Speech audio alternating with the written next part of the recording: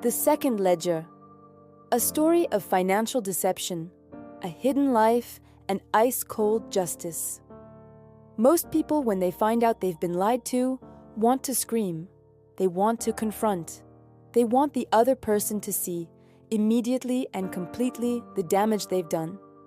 Diane Calloway felt all of that for about 48 hours. Then she opened a spreadsheet, and she got to work. What her husband of 11 years didn't know, what he couldn't have known because he'd never taken her seriously enough to find out, was that Diane was a forensic bookkeeper. She tracked money for a living. She found the numbers people tried to hide. He had picked, without question, the single worst person on earth to steal from. By every visible measure, Todd Calloway was a good husband. He was present. He was warm. He remembered anniversaries and asked about her day and made dinner on Thursdays. He was the kind of man other women told Diane she was lucky to have. Diane believed it. For 11 years, she believed it completely. They both worked. Diane ran a small forensic accounting practice. She'd built it herself over 8 years, from a spare bedroom to a 3-person firm with a solid reputation for finding exactly what people wanted hidden. Todd managed logistics for a regional distribution company. Steady income, good benefits, nothing flashy. Their finances were joint as they had been since the wedding. Joint accounts, joint mortgage, joint investment portfolio. They reviewed a shared budget spreadsheet together every few months over wine like responsible adults. Or so Diane thought. The first crack appeared on a Sunday morning in March, when she noticed a charge on their joint credit card she didn't recognize. It was small, $63 at a restaurant 40 minutes from their house. She asked Todd about it. He said it was a client lunch he'd forgotten to expense. She nodded and went back to her coffee, but she wrote the restaurant name down, on a post-it, which she stuck to the inside cover of a notebook she kept in her desk drawer. Diane would later describe that post-it as the first stone in an avalanche. She wasn't suspicious at first. She was just noticing. The way she always noticed things. It was occupational. You spent enough years hunting financial anomalies and your brain never really stopped scanning. Over the next 6 weeks, she found 4 more charges she couldn't account for. A hotel stay 2 hours away. On a night Todd said he was working late. A florist. A jeweler. A weekend she remembered as a work conference, but couldn't find confirmed on any of his company's event calendars when she checked the company's public website out of idle curiosity. Diane didn't confront him. She opened a new spreadsheet, private, password protected. She called it Second Ledger.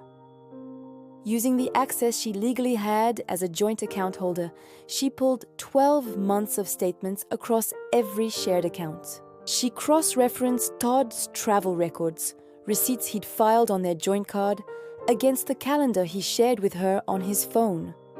She found 41 discrepancies, 41 moments where the money said one thing and the story said another. She found the apartment on week 3 of the investigation, a rental 18 months old in a city 40 minutes away.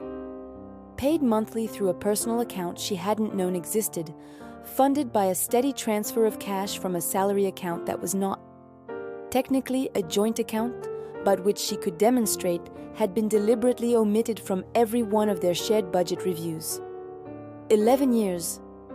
He had been quietly carving off a slice of their financial life and building something else with it, a separate life, fully furnished, with someone in it. Diane sat with that for a long time. She did not cry. She updated the spreadsheet.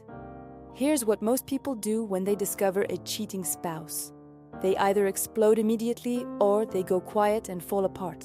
Either way, they tip their hand. The confrontation happens before they're ready, and then the other person gets to control the narrative. Diane did neither. She booked an appointment with a divorce attorney named Patricia Voss, a woman known within legal circles for representing clients in high asset dissipation cases. Cases where one spouse had been hiding money. Patricia reviewed the second ledger and looked at Diane across her desk with an expression Diane described as professionally delighted. The hidden rental apartment, the undisclosed salary account, the pattern of systematic cash diversion over 18 months. In their state, this constituted dissipation of marital assets. It wasn't just infidelity.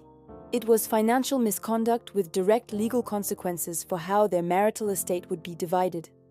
In plain language, the money Todd had secretly spent on his other life could be factored back into the divorce settlement, as if it had never left the joint estate. He would effectively be paying for those 18 months twice, once when he spent it, and once when the court accounted for it. Patricia told her they needed one more thing: documentation of the full value of every asset in the marriage before she filed, so nothing could be moved or hidden once Todd knew what was coming. She gave Diane a list. Diane finished it in 4 days. Patricia said most clients took 3 weeks. The divorce petition was filed on a Wednesday morning. Todd found out when he was served at his office, in front of his colleagues. Diane hadn't planned that part. That was just how process servers operate. But she didn't lose sleep over it. Todd called her 4 times in the following 2 hours. She did not answer. Her attorney did on the 5th call and informed Todd's hastily retained lawyer that the petition included a motion to freeze all joint assets pending financial discovery, meaning Todd could not move, spend, or transfer anything from any shared account until the court proceedings were complete. Todd's lawyer pushed back. They requested mediation. They suggested the filing was premature. They used the word amicable 7 times in the first meeting, which Patricia later said was a reliable indicator that the other side knows they're losing. Discovery began. Diane handed over the second ledger, all of it, sourced and cited, every transaction linked to a statement, every timeline verified. She had essentially pre-built the discovery document herself. Todd's legal team had expected to spend months in this phase. It lasted 11 days. The hidden salary account was confirmed. The apartment lease was entered into evidence. 18 months of financial records painted a portrait of a man who had treated the marriage as a funding source for a life he actually wanted to live. The final figure, the amount the court calculated had been dissipated from the marital estate, was $214,000. That number was added back into Diane's share of the settlement. Diane walked out of the settlement hearing with the house, a majority share of the investment portfolio, and a clean financial future. Todd walked out with significantly less than he'd entered the marriage with, and a clear understanding, which he had lacked for 11 years, of exactly who his wife was. She later said the part that satisfied her most wasn't the money. It was the look on his attorney's face during discovery. The moment they realized that the person they'd assumed was just a grieving spouse had arrived with a 100-page financial forensic report and color-coded exhibits. "He thought I was soft," she said. "He mistook kindness for weakness his entire life. A lot of people do." The thing about betrayal, real, sustained, deliberate betrayal, is that it requires the betrayer to maintain a specific belief, that you are not paying attention, that you will not notice, that even if you notice, you won't know what to do with it. Diane noticed. She knew exactly what to do with it. She didn't get angry. She got organized. And there is nothing in the world more dangerous than a meticulous person with a reason. If this story resonated, if you've ever watched someone underestimate you and then deeply regret it, hit the like button and leave a comment. I want to hear your story. Subscribe if you're new. We're here every week with real stories of people who refused to be victims and played the long game to win. Justice doesn't always move fast, but when it moves right, it's absolute.